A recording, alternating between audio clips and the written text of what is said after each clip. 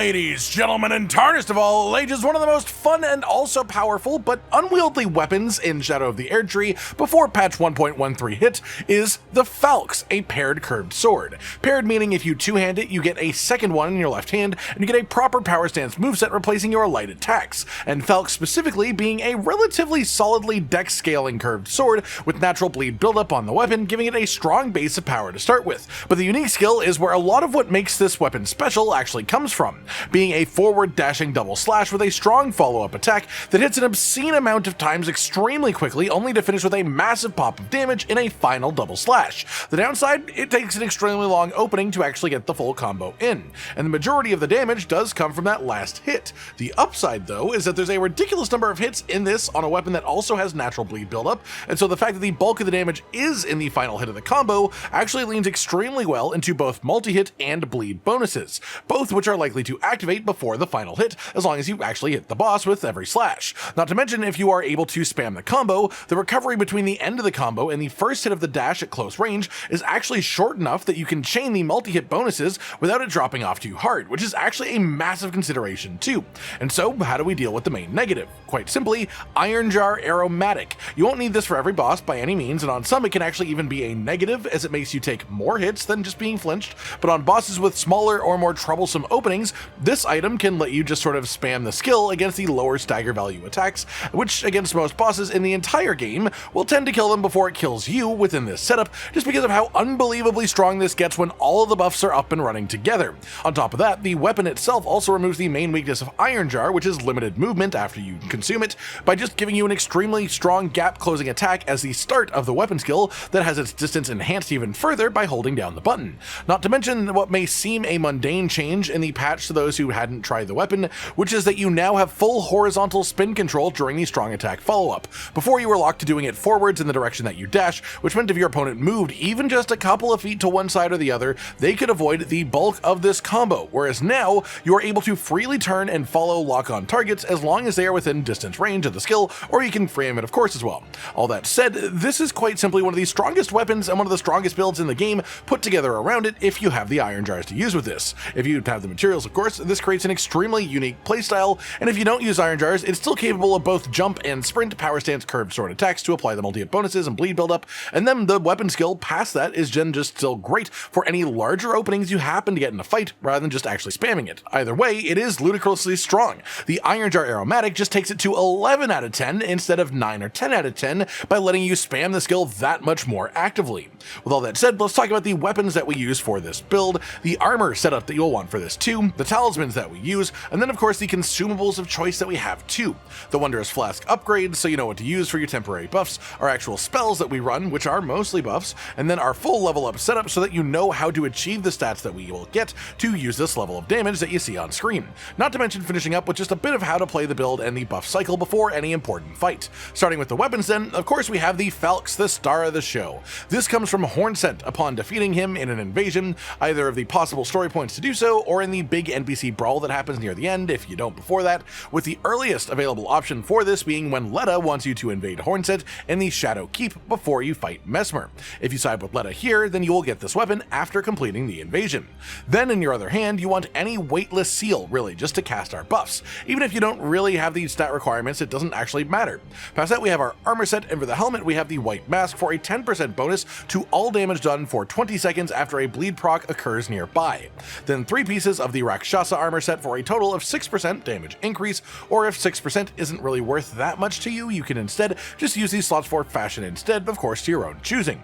Then we have our talismans for the build, and these are pretty familiar for this type of build archetype, with a slight change up to match our main difference here using this specific weapon. Lord of Blood's Exaltation Talisman for a 20% boost to all damage done after a bleed proc occurs nearby for 20 seconds afterwards, followed by Shard of Alexander for a 15% boost to weapon skill damage, which does both apply to the charge and to the follow-up strong attack combo, which is important to note. Then we have the Rotten Wing Sword Insignia Talisman for a big boost to all damage done, scaling up with successive hits without a long break in a combo. Then Millicent's Prosthesis for a smaller version of that same effect, but with a +5 bonus to dexterity as a stat as well, which is lovely as our weapon's main scaler is dexterity anyways. Then for your Wondrous Flask upgrades, it's a pretty straightforward choice for this, the Thorny Cracked Tear for a further scaling successive hit bonus effect for 3 minutes after drinking, and then in almost all cases you will want the Bloodsucking attacking, crystal tier for this to increase damage done by 20% at the cost of some constant health drain while active. You can use the opaline hard tier instead if you really find the drain to be too much of a negative for you, but in my personal experience, the idea of using Iron Jar, especially with this build, is to trade with bosses with the weapon skill, and essentially it becomes a race. You are racing the boss to their phase swap and then to the end of their health bar to see who wins in the actual war of damage, with the idea being that you only really want to stop attacking if the boss physically cannot be hit by you at that range, or if you really absolutely need to heal. So that 20% damage boost really helps the main goals, and the health drain is slow enough compared to boss fight length with this build that most fights are just over before it really makes that much of a negative impact to begin with. Moving on from that, then we have our spells for the build as well, which are the relatively standard Golden Vow for 15% bonus damage and 10% bonus damage negation for 80 seconds after casting, then Flame Grant Me Strength for a 20% bonus to physical damage for 30 seconds after casting. Though it's worth noting that this does not stack with the Iron Jar aromatic consumable, and so you only have this for fights or situations where you are either not using Iron Jar or are delaying it until partway through the fight, like the ideal way to fight Midra specifically actually in this build, as Iron Jar is a pure detriment for the very start of his fight where you can avoid his madness initial opening attack by just running at him, sprinting, which you obviously cannot do, and even if you use the weapon skill, it will not put you behind him, which is where you need to be. Then for our last spell, we have Blessing's Boon for a small but helpful 8 health regen per second for 90 seconds after casting. It should also be noted here that aside from the Iron Jar aromatic, which we already talked about, for situations like I mentioned with Flame Grant Me Strength where you're not using Iron Jar, the technically best option is actually Sacred Bloody Flesh, which is another consumable specifically better in an offensive body buff slot than Flame Grant Me Strength, only with builds that apply bleed relatively quickly into a fight, and this build does quite simply do that. So your 3 body buff options are Iron Jar for any fight that it is an advantage to have it in, Flame Grant Me Strength if you don't want to do any farming, or Sacred Bloody Flesh for the more ideal offense option when Iron Jar isn't applicable. Past that, our Great Rune actually matters with this build too, as our main goal is trading damage with the boss. That means we expect to both be hit by our enemy and to be hitting them back extremely quickly after we take damage. The Great Rune that is built for that, just conceptually from the ground up, is Malenia's, which activates a mechanic like Rally from Bloodborne, giving you the opportunity to regain a portion of the health that you lost from damage by hitting an enemy back quickly after getting hurt.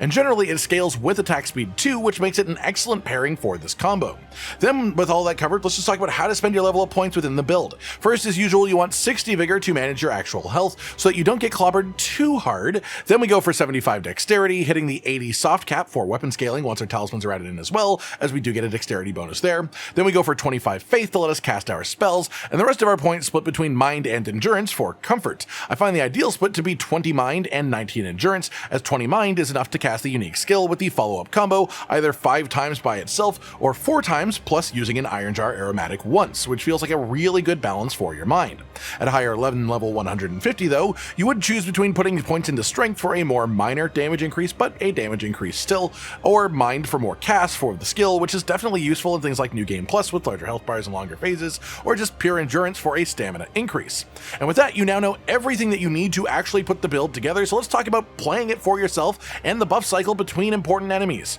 Start with Blessing's Boon as it lasts for 90 seconds, then use Golden Vow, which lasts for 80 seconds, then if you are using Flame Grant Me Strength, this is when you would apply it. Otherwise, FP Flask, Wondrous Flask, two-hand your weapons, and then either Iron Jar before entering or just after entering a boss room, depending on which fight it is. Essentially, you'll have to sort of work that out. Once in the fight itself, your main goal is to use the weapon skill, but only either if you can get the full combo off or if you need to gap close with the dash. Otherwise, you want to use jump or sprint, power stance, curved sword attacks to keep up your multi-hit and bleed bonuses in between your larger combos if you need to. Learn which attacks knock you down, even while in Iron Jar, because those you will want to learn to dodge even with heavy roll, and even though we will have a fair bit of healing, sometimes in more challenging fights like Radahn, you will just need to dodge attacks on occasion anyways, even with Iron Jar, just to keep yourself from dying to longer combos. But in the vast majority of the fights, you really can just sort of go balls to the wall and trade with bosses hit for hit and come out the victor. That just about does it for today then, everyone. Your full guide to the Iron Revenger Falx build, pairing the extremely high poise of the Iron Jar aromatic